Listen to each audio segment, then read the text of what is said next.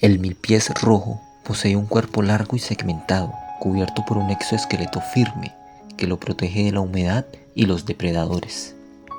Cada anillo de su cuerpo tiene 2 pares de patas, lo que le permite avanzar lentamente pero con gran equilibrio entre la hojarasca.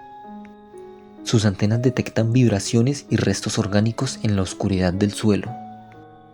Respira a través de pequeños orificios laterales, invisibles a simple vista, y se alimenta de material vegetal en descomposición, transformándolo en vida para el bosque.